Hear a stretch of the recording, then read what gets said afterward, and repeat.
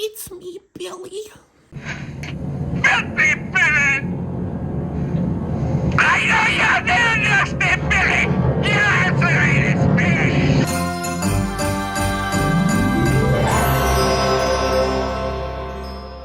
What's going on, guys? Welcome back to my channel. This is Leo's Nerd Talk, and today we're going to be talking about the original Black Christmas.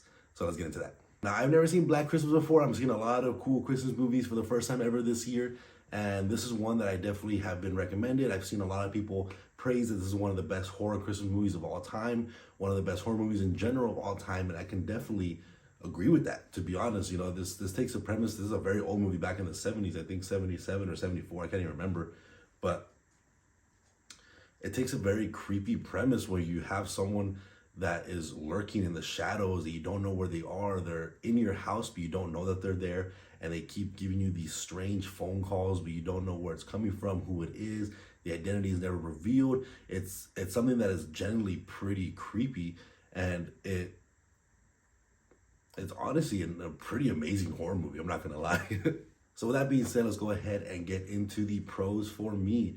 And the initial pro, of course, is just the general creepiness of this movie. You know, with the slasher that is involved here, you don't see him that much.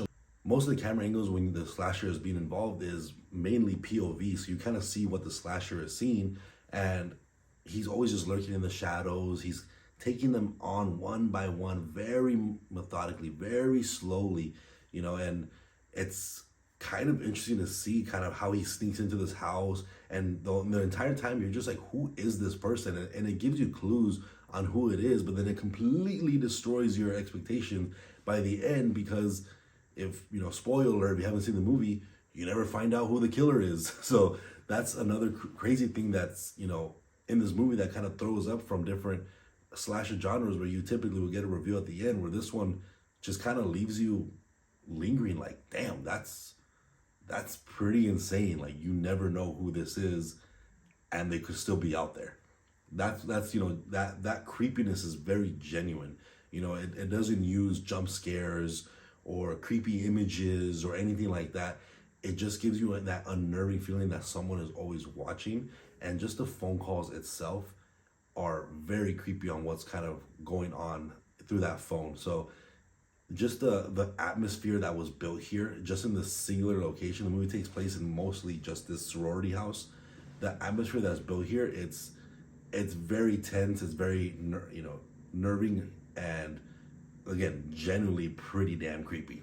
And I really enjoy that this movie takes place within Christmas. There's not too many Christmas themed kills or anything like that, but just having that holiday where everything's supposed to be happy and jolly, and you throw this kind of slasher element into it, it always makes for a pretty interesting slasher. I always love when slashers go into different genres besides just the Halloween holiday. They go into different holidays.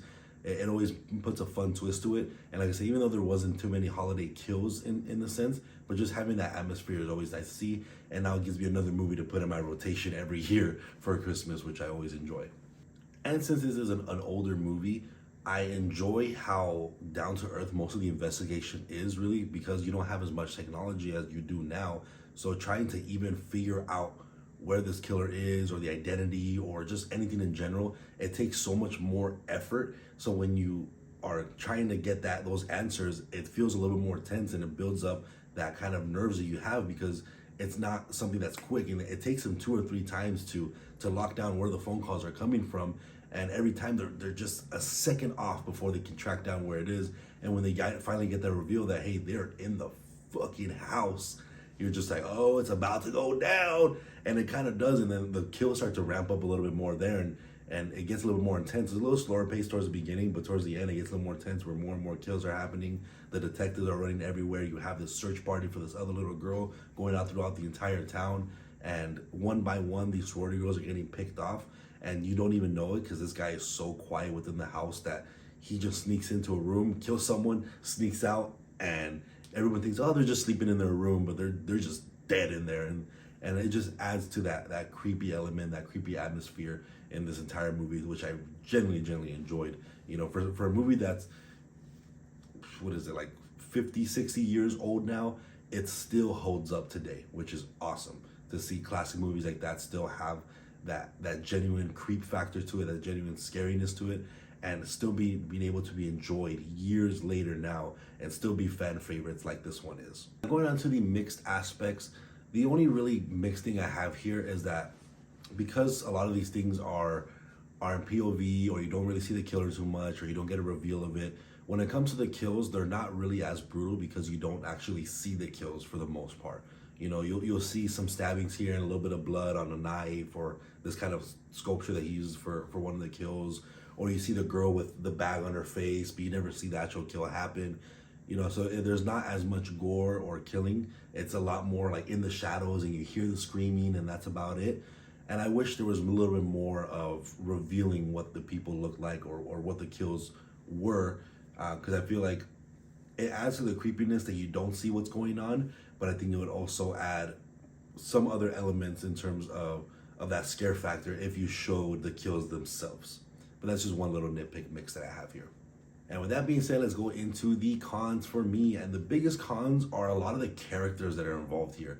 You know, most of these characters, they were fine, you know, but a lot of them were just kind of annoying to me. These are just teen college people that don't really understand what's going on. They're just trying to get drunk. They don't have respect for other people, and a lot of times they just kind of got annoying over time. They never had a different dynamic to their character. It was kind of the same pace, kind of copy and paste throughout the entire film, and they don't really change up. A lot of the characters don't really have a character arc, and they end up dying without ever actually changing, and they seem to be somewhat important towards the beginning, and you just get them killed off without really exploring their character anymore, and they kind of just die being an annoying person that I didn't really care too much by the end of the movie.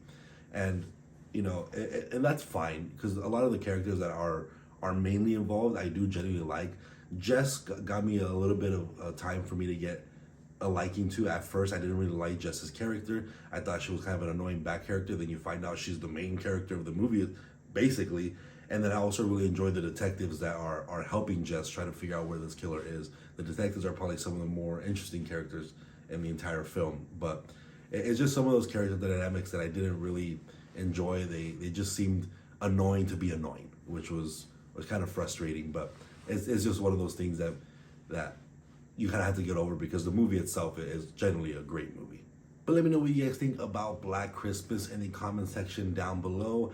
I really enjoyed it. I was expecting to enjoy it, so I'm glad I did enjoy this. I can continue watching it over the years, because this is definitely a beloved movie, and it's definitely going to be one of my favorite horror Christmas movies of all time at this point. I did definitely enjoy this film. If you guys haven't seen Black Christmas yet, definitely highly recommend checking it out. It's definitely a good horror movie to see this Christmas season if you're into that kind of scary movie stuff.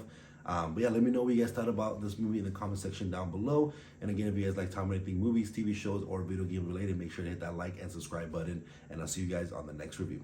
Thank you.